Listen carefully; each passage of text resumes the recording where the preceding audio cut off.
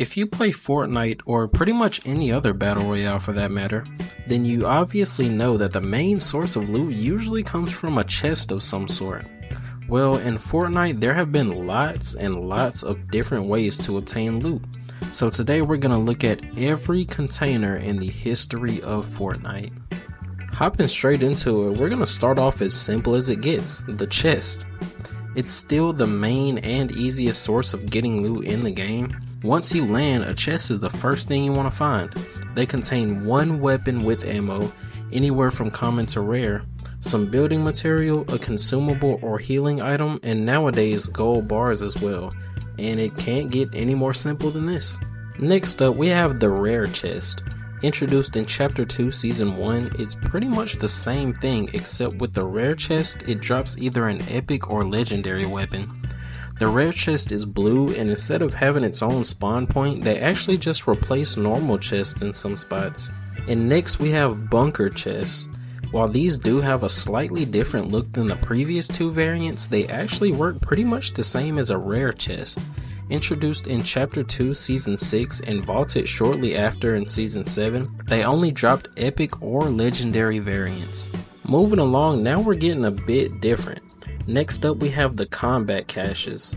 They spawn from the sky and fall down on a random spot on the map.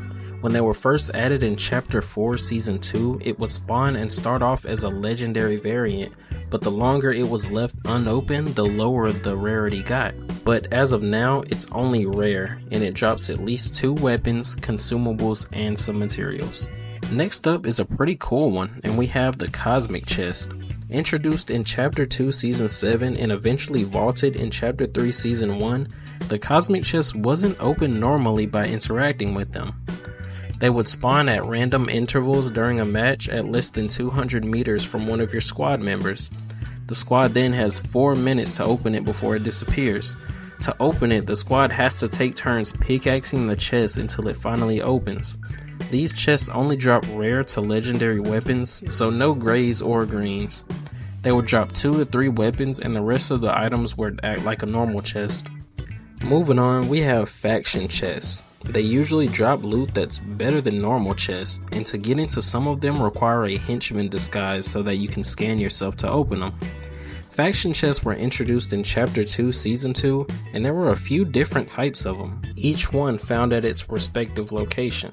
Oh yeah, and we also have the Mothership Vault chest, which came in every rarity up to legendary. Alright, next up we have the Sideways and Rare Sideways chests. These were introduced in Chapter 2 Season 8 and removed in Chapter 3 Season 1. The Sideways chests were of course found in the Sideways anomalies, and they pretty much work the same as regular chests and rare chests, except of course they drop sideways weapons. Pretty simple. And next up we have the Block chest. This chest obviously spawned at the block, added in Season 7 and eventually removed in Chapter 2 Season 1. The block chests also worked pretty much the same as normal chests, except the weapon it dropped was legendary. Also, only one of these spawned per match, and that's pretty much it. But can we take a second to appreciate how cool of an idea the block was, to be able to have players' builds actually be added into the game? Anyways, next up we have the treasure chest. Sounds simple enough.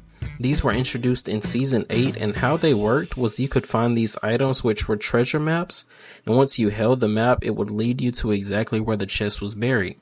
Once you found it, you had to use your pickaxe to dig it up.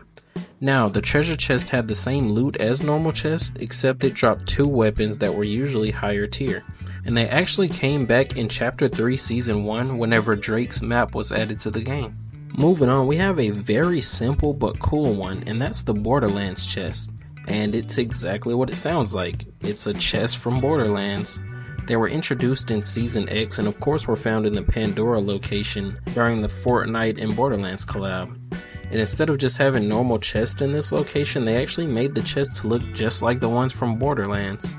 While that is pretty cool, they were still just normal chests. The only difference is that they also dropped cash, which is a nice little touch. Next up we have the Imperial chest. These were introduced in Chapter 3 Season 3 and they were only found at the Imperial docking bays. Now, the Imperial chest didn't have the standard loot like most of the chests we've mentioned so far. They contained one E11 blaster rifle, 2 chug splashes, 2 shockwave grenades, and 1 rift to go. While it is kind of funny that they all held the same exact items, it was still a pretty cool change from the normal chest that we know. Moving along, we have the Chrome chest. These were introduced in Chapter 3 Season 4, and they were of course found in the Chrome areas, but they could also be made into Chrome chests by using the Chrome splashes. These were also just like normal chests, except they dropped either the Evo Chrome burst rifle or the Evo Chrome shotgun. I remember taking a break from Fortnite and I happened to come back to the weird Chrome locations and stuff, and it was all new to me and I was very confused. Anyways, next up we have the Hollow chest and its exotic variant. The Hollow chests are actually a big change from the others that we talked about so far. They were introduced in Chapter 3 Season 4 and they actually showed what weapon they had, being either epic or legendary. And usually there would be a few of them together, so you would have some options to choose from. However, the only way to open them was with a key, but if you had a key or two, then you were guaranteed some pretty good weapons. Alright, now these right here are technically the last chest containers on the list, and these are the Train Heist chest and the normal train chest. Added in Chapter 5 Season 1, these chests spawned on the train, of course. There were 4 normal chests, and then the one bigger chest was the Heist chest. You could hack this chest and it will start a countdown until it finally opened. It contains a few rare weapons and consumables in it. I feel like it's kinda underwhelming honestly, but it's not really too bad. Now finally that we have all the chests out the way, we can move on to some of the different kinds of containers. First up being the lightsaber cubes. They were introduced in Chapter 2 Season 1 and honestly they're just that. They held lightsabers. Moving on. Next up we have the ice machine, and this container actually dropped fish. Introduced in Chapter 2 Season 1, they dropped small fries, floppers, and slurp fish randomly, eventually adding hot floppers and thermal fish to the loot pool. The ice machine definitely comes in handy when you need to heal up. Next up we have the good old supply drop. We all know this one. They were introduced in the preseason of Fortnite and they spawned only in the late game. They spawned high in the air attached to a balloon, or I guess it's a hot air balloon. Anyways, they float down slowly, but you could also shoot the balloon and destroy it to make it fall straight to the ground. Once open, they dropped one epic or legendary weapon and also a good amount of consumables and materials to go with it. Supply drops ended up being reskinned a few times, with some of the examples being the Deadpool collab, My Hero Academia collab, and the Ninja Turtles collab. Next up, we have the safes. Introduced in Chapter 2 Season 5, they were very simple. All they dropped was gold bars. But to be fair, what else is supposed to be in them? And while we're on that topic, we can go ahead and get the cash register out the way too. Of course, they also only dropped gold bars. Moving on. Next up, we have kind of a funny one, which is the produce box. They were introduced in Chapter 2 Season 3, and they dropped forage items when opened, meaning apples, bananas, things like that. Kinda similar to the ice machine when you think about it. And next up, we have the fishing barrel. And as you could have guessed, these contain fishing rods. Now they were introduced in Chapter 2 Season 1 and they were eventually updated to hold harpoon guns as well as the pro fishing rod. But that's pretty much all to them. And next up we have one that we all know and love, which is the llama. They were introduced in Season 3 and there would be 3 of them spawned at random locations around the map. Sometimes you would get lucky and find 2 right next to each other, or even all 3 sometimes. However, that was very rare. As we know, llamas don't drop any weapons, but they do drop a hefty amount of materials, ammo, and healing items. At first they dropped 500 of each material, but that was later changed down to 200, but then changed back up to 300 and then back up to 500. It's just been through a lot. In Chapter 2 Season 7, the llamas were actually brought to life. They acted as wildlife and would try to get away from you when you got near them, only giving you a short amount of time to destroy them before they despawn, taking all their loot with it. The llama has been through more changes than I really noticed, but I think we can all agree that we love them as a whole. Moving on, we have the ammo boxes, which came in a small and a large variant. These are as simple as it gets. Small ammo boxes drop 4 stacks of ammo and large ammo boxes drop 8 stacks. However, large ammo boxes weren't introduced until Chapter 2 Season 1, and then when they were first added, they also dropped healing items as well. However, that would eventually be removed, and now they only drop ammo. And next up we have the toolboxes. These were introduced in Chapter 2 Season 7, and when opened they drop nuts and bolts, ammo, vehicle mods, meaning off-road tires or cow catchers, and repair torches. I think the toolbox was a small but a pretty cool addition to the game. Next up we have, in my opinion, some weird but cool ones, but these are the symbiote canisters. One being the Venom symbiote and the other being the Carnage symbiote.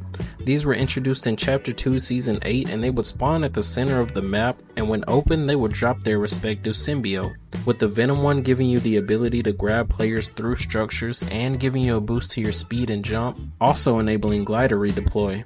Then the Carnage one doing the same thing except without having the jump boost.